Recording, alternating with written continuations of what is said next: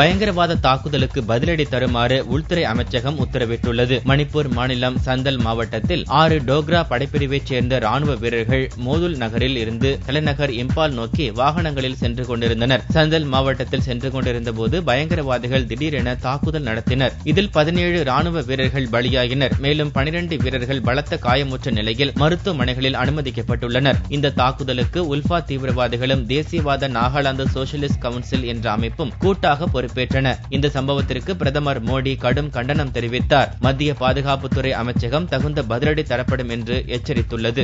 RK நகர் இடைத்தேர்தலில் போட்டியிடும் முதலமைச்சர் ஜெயலலிதா வெள்ளிக்கிழமையன்று வேட்புமனு தாக்கல் செய்கிறார். சென்னை ஆர்கே நகர் சட்டசபை தொகுதிக்கு ஜூன் 27ஆம் தேதி இடைத்தேர்தல் நடைபெற இருக்கிறது. இதில் அதிமுக சார்பில் முதலமைச்சர் ஜெயலலிதா போட்டியிடுவார் என்று அறிவிக்கப்பட்டது. வேட்புமனு தாக்கல் துவங்கிய புதன்கிழமை அன்று சமூக சேவகர் டிராபிக் ராமசாமி, தேர்தல் மன்னன் பத்மராஜன் உள்ளிட்ட 5 பேர் வேட்புமனுவை தாக்கல் செய்தனர். இந்நிலையில் வெள்ளிக்கிழமை அன்று 2 மணி அளவில் தண்டையார்பேட்டையில் உள்ள தேர்தல் அலுவலகத்தில் முதலமைச்சர் ஜெயலலிதா வேட்புமனு தாக்கல் செய்கிறார். தேர்தல் பணிகளை கவனிக்க நிதியமைச்சர் ஓ பன்னீர்செல்வம் தலைமையில் 50 பேர் கொண்ட குழு அமைக்கப்பட்டுள்ளது. குழு அமைத்த நாள் முதலே தேர்தல் பிரச்சாரம் களை கட்டி வருகிறது. தமிழகத்தில் மேகி நூடுல்ஸ் விற்பனைக்கு 3 மாதங்களுக்கு தடை விதித்து முதலமைச்சர் ஜெயலலிதா உத்தரவிட்டுள்ளார். அனுமதிக்கப்பட்ட அளவுக்கு அதிகமாக மேகி நூடுல்ஸ் பாக்கெட்டுகளில் காரியம் இருப்பது தமிழகத்தில் உள்ள மையங்களில் நடைபெற்ற பரிசோதனைகளில் உறுதி செய்யப்பட்டுள்ளதாகவும் இதன் அடிப்படையில் மேகி நூடுல்ஸுக்கு தடை விதிக்கப்பட்டுள்ளதாகவும் முதலமைச்சர் ஜெயலலிதா தெரிவித்துள்ளார். உடனடியாக அமலுக்கு வந்துள்ள இந்த தடை முதல் கட்டமாக 3 மாதங்களுக்கு அமலில் இருக்கும் என்றும் அவர் தெரிவித்துள்ளார். இந்த தடை காரணமாக கடைகளில் ஏற்கனவே விற்பனைக்கு கொண்டுவரப்பட்டுள்ள மேகியை திரும்பப் பெற நெஸ்லே நிறுவனத்துக்கு தமிழக அரசு உத்தரவிட்டுள்ளது. நாடு முழுவதும் மேகி விற்பனையை திரும்பப் பெறுவதாக நெஸ்லே நிறுவனம் அறிவித்துள்ளது. நெஸ்லே நிறுவனம் தயாரித்து விற்பனை செய்து வரும் மேகி எனும் பெயரிலான நூடுல்ஸில் வேதிப்பொருள் அதிக அளவில் இருப்பதாக சர்ச்சை எழுந்தது. ராணுவ வீரர்கள் மேகியை பயன்படுத்த ராணுவத்துறை தடை விதித்தது. புதுதில்லி, உத்தரகாண்ட், குஜராத், காஷ்மீர், தமிழகம், புதுச்சேரி உள்ளிட்ட பல்வேறு மாநிலங்கள் மேகிக்கு தடை விதித்தன. இந்நிலையில் நெஸ்லே நிறுவனம் வெளியிட்டுள்ள அறிக்கையில் நாடு முழுவதும் மேகி விற்பனையை திரும்பப் பெறுவதாகவும் சர்ச்சைகளுக்கு முற்றுப்புள்ளி வைத்துவிட்டு மீண்டும் விற்பனை துவக்கப்படும் என்றும் தெரிவித்துள்ளது. தமிழகத்தில் சட்ட படிப்புகளுக்கு விண்ணப்ப விநியோகம் வெள்ளிக்கிழமை அன்று துவங்கியது. 7 அரசு சட்டக் கல்லூரிகள், ஒரு தனியார் சட்டக் கல்லூரி மற்றும் சட்ட பல்கலைக்கழகத்தின் கீழ் செயல்படும் சட்டப்பள்ளி ஆகிய 9 கல்லூரிகள் தமிழகத்தில் உள்ளன. 5 ஆண்டு படிப்பில் 1052 இடங்களும் 3 ஆண்டு படிப்பில் 1262 இடங்களும் உள்ளன. 3 ஆண்டு படிப்பிற்கான விண்ணப்ப விநியோகம் வெள்ளிக்கிழமை அன்று துவங்கியது. ஜூன் 22ஆம் தேதி வரை விண்ணப்பம் வழங்கப்படுகிறது. பூர்த்தி செய்யப்பட்ட விண்ணப்பங்களை சமர்ப்பிக்க ஜூன் 22ஆம் தேதி கடைசி நாள். 5 ஆண்டு பாடப்பிரிவுகளுக்கு ஜூன் 8ஆம் தேதி முதல் விண்ணப்ப விநியோகம் தொடங்கி 29ஆம் தேதி வரை வழங்கப்படுகிறது. பல்கலைக்கழகத்தில் உள்ள 3 ஆண்டு ஹானர்ஸ் படிப்புகளுக்கு வெள்ளிக்கிழமை முதல் விண்ணப்ப விநியோகம் தொடங்கி ஜூன் 30ஆம் தேதி வரை வழங்கப்படுகிறது.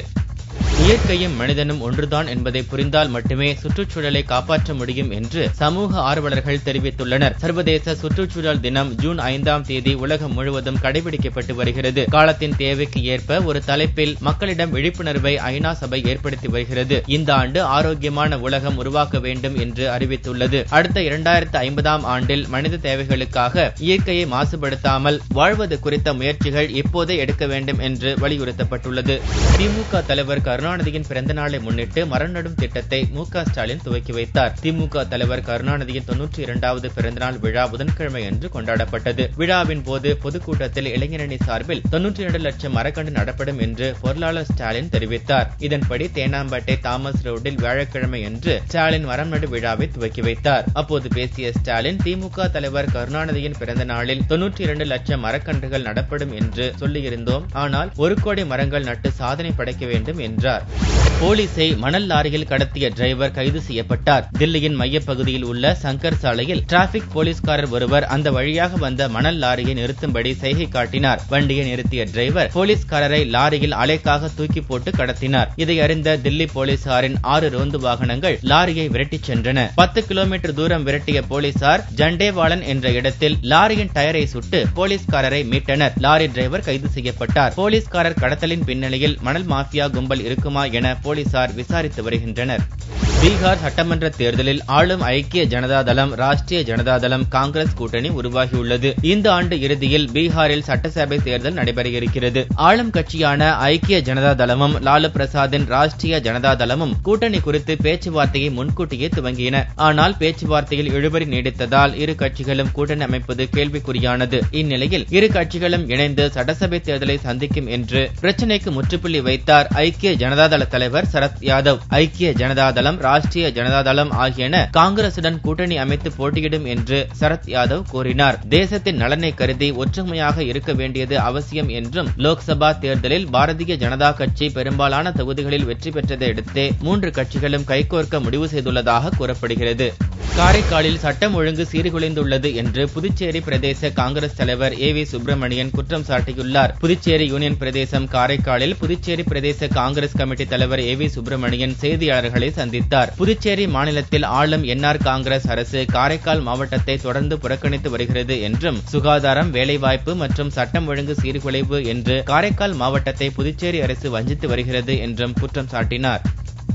மதுரை ரயில் நிலையத்தில் ஆய்வு நடத்திய ரயில்வே கோட்ட மேலாளர் சுனில்குமார் கார்க் பயணிகளிடம் குறைகளை கேட்டறிந்தார். மதுரை ரயில் நிலையத்தில் 27 இடங்களில் தானியங்கி டிக்கெட் எந்திரம் மற்றும் நடைபாதை மேம்பாலங்கள் உள்ளிட்ட பல்வேறு வசதிகளுக்கு நிதி ஒதுக்கப்பட்டுள்ளன. மதுரை ரயில் நிலையத்தை மேலும் நவீனமயமாக்கவும், பயணிகளுக்கு தேவையான வசதிகளை செய்து தரவும் நேரில் ஆய்வு செய்த கோட்ட மேலாளர் ரயிலில் ஏறி பயணிகளிடம் கருத்துக்களை கேட்டறிந்தார். மதுரை கோட்டத்தில் ஒவ்வொரு ஆண்டும் வருவாய் அதிகரிப்பதால் வசதியையும் அதிகரிக்க ரயில்வே நிர்வாகம் முடிவு செய்துள்ளதாக அதிகாரிகள் தெரிவித்தனர்.